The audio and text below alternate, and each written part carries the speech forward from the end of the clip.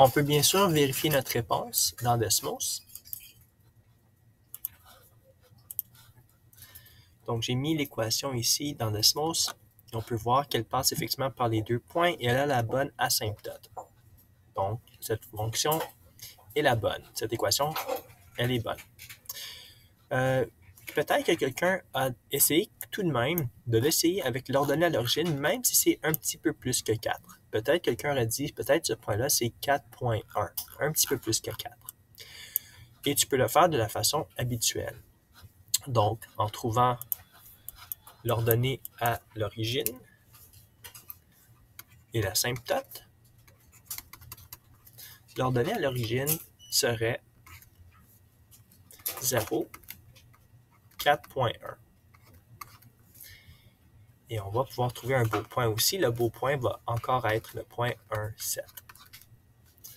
Alors, avec cette équation, on aurait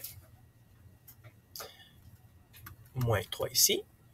On va avoir notre base à la x. Et notre a, ici, on peut voir qu'on a une épaisseur ici, verticale, qui commence à 4 et qui descend jusqu'à moins 3. Donc, c'est une hauteur ici à peu près de 7, un peu plus que 7. On avait dit que c'était le point 4.1. Donc, ça, c'est une hauteur ou une épaisseur de 7 ici. Ça veut dire que normalement, l'épaisseur de 1 devient 7.1. Alors, on a une multiplication ici de 7,1. Par la suite, on va remplacer le beau point dans notre équation.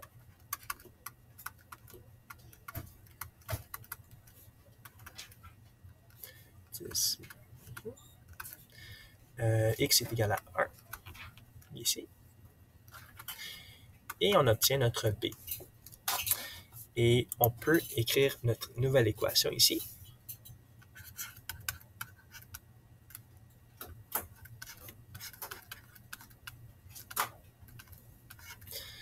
Ici, excellent, parfait, exposant x moins 3.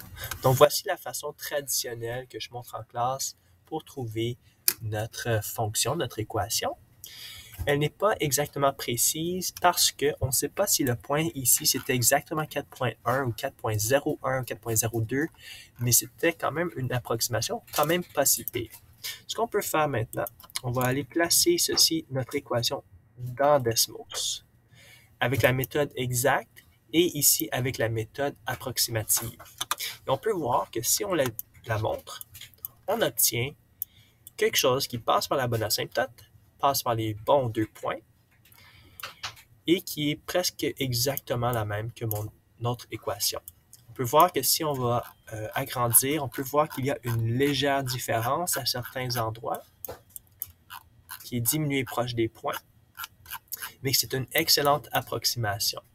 Encore une fois, tu as la méthode exacte, comme j'ai montré au début de la vidéo, et la méthode approximative si on n'a pas un beau point pour l'ordonnée à l'origine.